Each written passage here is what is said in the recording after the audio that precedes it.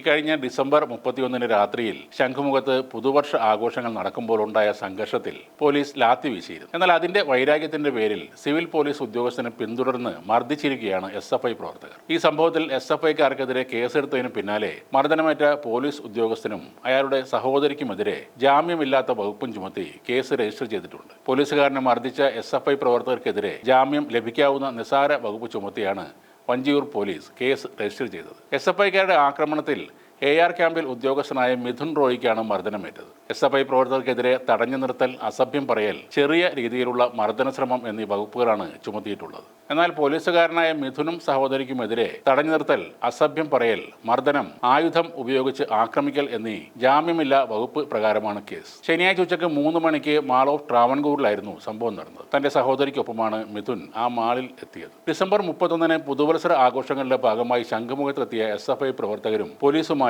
ഉന്തും തള്ളുമുണ്ടായിരുന്നു. അന്ന് ഡ്യൂട്ടിയിലുണ്ടായിരുന്ന മിഥുൻ അടക്കമുള്ള പോലീസുകാർ ലാത്തി വീശിയിരുന്നു. ഇതിൽ ചില SFI പ്രവർത്തകർക്ക് പരിക്കേറ്റതായി ആരോപണമുണ്ടായിരുന്നു. അതിന്റെ പ്രതികാരമായിട്ടാണ് ശനിയാഴ്ച മിഥുനെ സംഘം ചേർന്ന് ആക്രമിച്ചത്. രേവന്ത്, സുജിത് എന്നിവർക്കും കണ്ടാലറിയാവുന്ന 2 പേർക്കുമെതിരെയാണ് കേസെടുത്തിരിക്കുന്നത്. പേട്ട സ്വദേശി വിനയ് പ്രകാശിന്റെ പരാതിയിലാണ് മിഥുനും സഹോദരിക്കുമെതിരെ ജാമ്യമില്ലാ വകുപ്പിൽ കേസെടുത്തിരിക്കുന്നത്. മിഥുൻ ശംഖുമുഖത്ത് വെച്ച് ലാത്തി കൊണ്ട് അടിച്ചതിൽ കമ്മീഷണർക്ക് നൽകിയ പരാതി പിൻവലിക്കാത്ത വൈരാഗ്യം ആണെന്നാണ് പരാതിയിൽ പറയുന്നത്. മാളിൽ മിഥുന്റെ പിന്നാലെ നടന്ന് അസഭ്യം പറയുന്നതും ആക്രമിക്കാൻ ശ്രമിക്കുന്നതുമായ വീഡിയോ SFI പ്രവർത്തകർ തന്നെ റെക്കോർഡ് ചെയ്തിരുന്നു. പലതവണ മിഥുനെ പിടിച്ച് തള്ളുന്നതും ചീത്ത വിളിക്കുന്നതും ആ ദൃശ്യങ്ങളിൽ കാണാം. SFI പ്രവർത്തകർ മിഥുനെ ചവിട്ടി വീഴ്ത്തുന്നതുമുണ്ട്. പുറത്തുവന്ന CCTV ദൃശ്യങ്ങളിലും SFI പ്രവർത്തകരാണ് മർദ്ദിച്ചതെന്ന് വ്യക്തമാണ്. ദൃശ്യങ്ങളിൽ മിഥുനും സഹോദരിയും ആയുധം ഉപയോഗിക്കുന്നതായും കാണുന്നില്ല. സഹോദരിക്കൊപ്പം ഷോപ്പിംഗ് മാളിലെത്തിയ പോലീസുകാരനെ SFI പ്രവർത്തകർ പിന്തുടർന്ന് അസഭ്യം പറയുകയും വെല്ലുവിളിക്കുകയും ചെയ്ത ശേഷമാണ് ആക്രമിക്കുന്നത്. പ്രതിരോധിക്കാൻ പോലീസുകാരൻ ശ്രമിച്ചെങ്കിലും 4 SFI പ്രവർത്തകർ കൂട്ടമായി ആക്രമിച്ചതോടെ താഴെ വീണ് കിടക്കുമ്പോഴും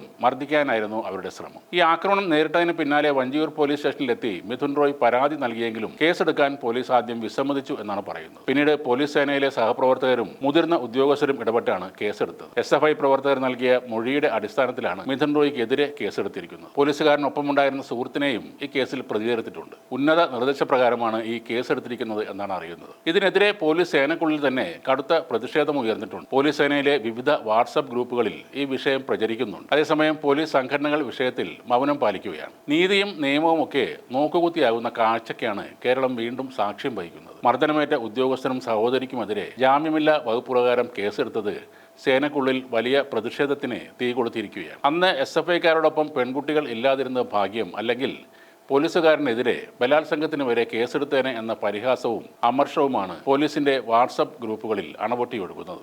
ഇടത് അനുഭാവിയായ അർജുൻ ആയങ്കിയിട്ട ഫേസ്ബുക്ക് പോസ്റ്റിലും SFIക്കാർ ചെയ്തത് നന്നായി എന്ന രീതിയിലാണ് കമന്റുകൾ വരുന്നത്. യൂണിഫോം അഴിച്ചുവെച്ചാൽ മേല് നൊന്തവൻ തെരുവിൽ കൈകാര്യം ചെയ്യുന്ന കാലം ആഗതമായി. കാക്കി എന്നാൽ ഏത് മനുഷ്യന്റെയും തലയടിച്ച് പൊട്ടിക്കാനുള്ള ലൈസൻസ് ആണെന്ന് കരുതുന്ന തെമ്മാടികൾക്ക് ഇതൊരു പാഠമായിരിക്കട്ടെ എന്നാണ് അർജുൻ ആയങ്കി തന്റെ പോസ്റ്റിൽ പറയുന്നത്. പാർട്ടി തന്നെ ഭരിക്കുമ്പോൾ ആഭ്യന്തരം കൂടി കൈകാര്യം ചെയ്യുന്ന മുഖ്യമന്ത്രിക്ക് ഈ പോലീസുകാരൻ തെറ്റ് ചെയ്തെങ്കിൽ നടപടിയെടുക്കാൻ എന്താണ് സാധിക്കാത്തത്? ഇതൊക്കെ തിരിച്ചു തല്ലിയാണ് തീർക്കേണ്ടത് എന്നതാണ് പാർട്ടിയുടെ നിലപാടെങ്കിൽ അത് തീർത്തും തെറ്റാണ്. കഴിഞ്ഞ ദിവസമാണ് കോഴിക്കോട് ടൗൺ പോലീസ് സ്റ്റേഷന് മുൻപിലുള്ള റെസ്റ്റോറന്റിൽ നിന്നും ചായ കുടിച്ച് ഇറങ്ങുമ്പോൾ യൂണിഫോം SIയെ കത്തിക്ക് കുത്തിയത്. പോലീസിന്റെ ഭാഗത്തു നിന്നുള്ള അക്രമങ്ങളെ ആരും ന്യായീകരിക്കില്ല. പക്ഷേ പോലീസുകാർ ആക്രമിക്കപ്പെടുന്ന ഒരു അവസ്ഥ വന്നാൽ അവർ ഒരു കാര്യത്തിലും ആരെയും തല്ലാനോ അല്ലെങ്കിൽ പ്രശ്നങ്ങളിൽ ഇടപെടാനോ ഇറങ്ങില്ല. ക്രമസമാധാനം തകരാൻ പോകുന്ന ഒരു അവസ്ഥയായിരിക്കും അതോടെ കേരളത്തിൽ ഉണ്ടാകാൻ പോകുന്നത്.